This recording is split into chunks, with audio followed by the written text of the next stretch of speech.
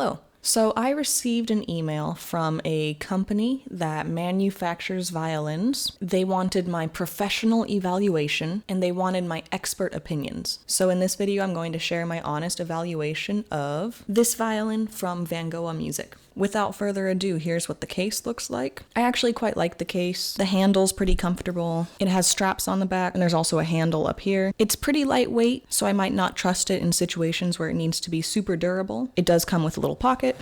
You can pretty easily fit a regular sheet of paper in there. Let's get on to the fun stuff, though. I'm going to just start taking some things out. We will get to this later. In this bag, we have a fingerboard map. I usually don't like these things. I don't think they work super well, but I will try it. We have a cloth. This is fine. It'll do the trick. We have a violin instruction manual, and these are extra strings. It's nice that they included them. They're probably not super great, but they'll probably do the trick. This is a shoulder rest. In the pocket over here, we have a few exciting things. This is a tuner. I personally think that phone app tuners work just fine, but we'll try this out. I've got two bridges here, and they're slightly different heights, which is interesting. I've got rosin, and I have a practice mute, which I thought was actually a really nice addition. This product is marketed towards beginning violinists, and as a former beginning violinist, I can tell you that you won't sound good for a while. So it is helpful to be able to be quieter. Last thing in the case is this bow. It looks like a pretty standard, inexpensive bow. We'll check it out some more. So here's the violin. It looks like they've gone ahead and put the strings on already. The strings are quite tight, probably just for packing purposes. They say in the manual that the bridge is wrapped in paper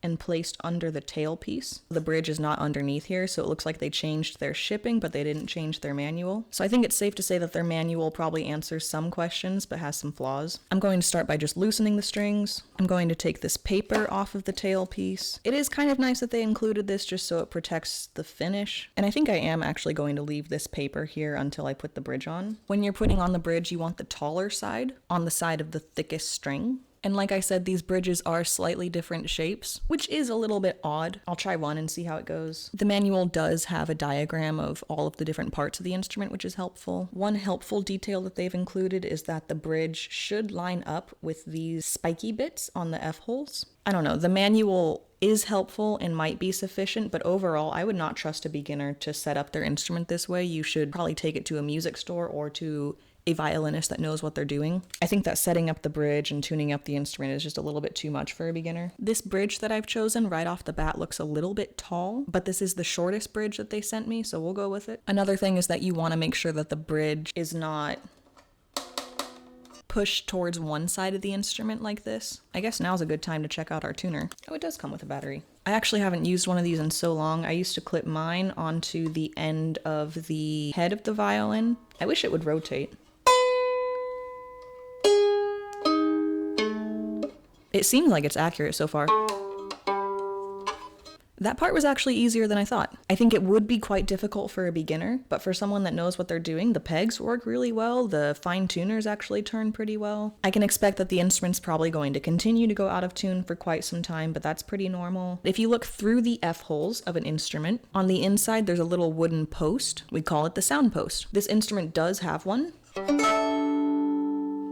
And you can hear it is fairly resonant for a cheap instrument. Here's the shoulder rest, which the manual doesn't talk about. It feels really light, somewhat flimsy maybe, but it holds on to the instrument, has some adjustability. I think that shoulder rest is fine for a beginner. Here's a closer look at the bow. The feel of it is a little bit odd. I think there's glue or something on the frog. It tightens okay. I really don't love these beginner bows. The shape of the stick, it does curve outwards over here. I'm not really a fan of that. I'm going to double check that the bow doesn't have rosin to begin with.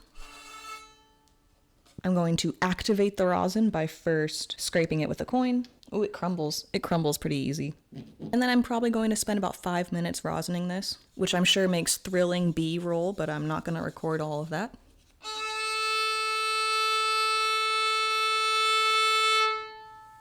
That was actually only after about 2 minutes of rosining, so I think it's safe to say that the rosin's fine. And now I think we're ready to go test the violin out.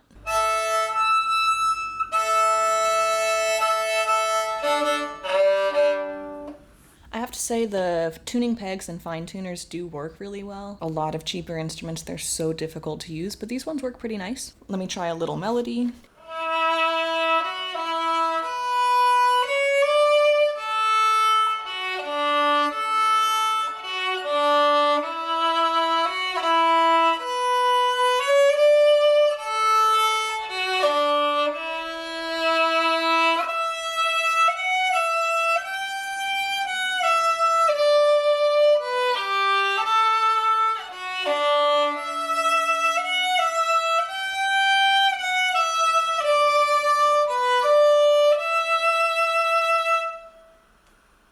actually is not too bad. I didn't feel like I was fighting against the instrument to get a decent sound. This is pleasantly surprising so far. That being said, a big reason why is because I actually know how to set up the instrument. As a beginner, it's so difficult to set up your instrument correctly. So if you do get a product like this, or really any violin that you buy online where the bridge doesn't come attached to the instrument, find someone that knows what they're doing. Let's see how this does with some double stops.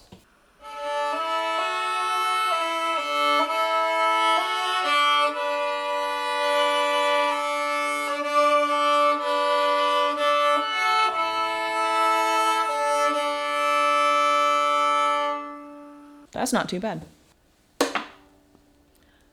I do want to point out that in the course of filming this, my shoulder rest has fallen off 3 times. Not the greatest shoulder rest, you'd probably want to upgrade. So far, this instrument sounds pretty decent for melodic stuff, definitely for fiddle tunes. It works just fine for that. Staccato articulations on this bow are not going to work very well.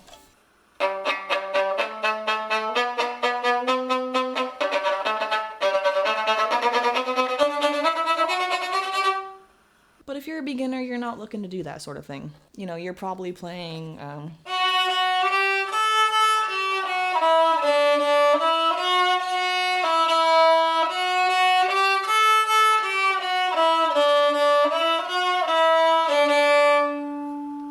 it does just fine for that. Let's try out the mute. So the mute just sits on top of the bridge, just limiting vibrations a little bit.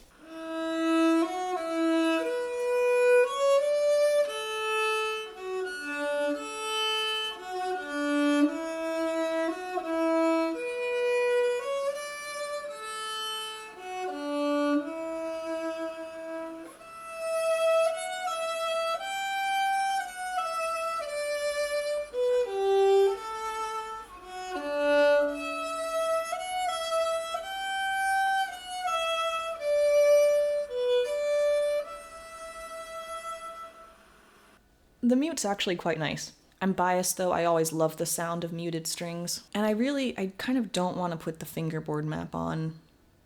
But I just want to see how accurate it is for your information. I probably should have put this on before I put the strings on, but I'll admit I've actually never put one of these on an instrument because I don't believe in them.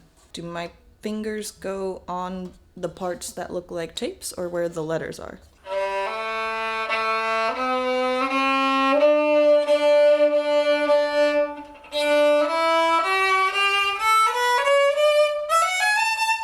Darn it, it actually kind of works well. Okay, well now I'm gonna have to not hate this.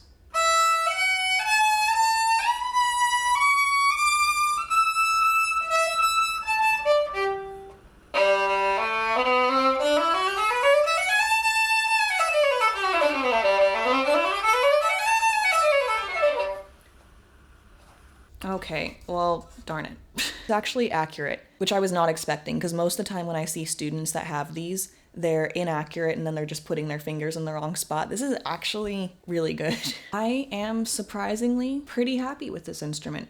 If I were a beginner and I received this, I think it'd be worth the money. Obviously, there's more advanced things that you can't do on it, like pretty much all of the staccato articulations. Those were pretty difficult to do. But for someone that wants to try the instrument out with a relatively low barrier to entry, I think this is pretty decent.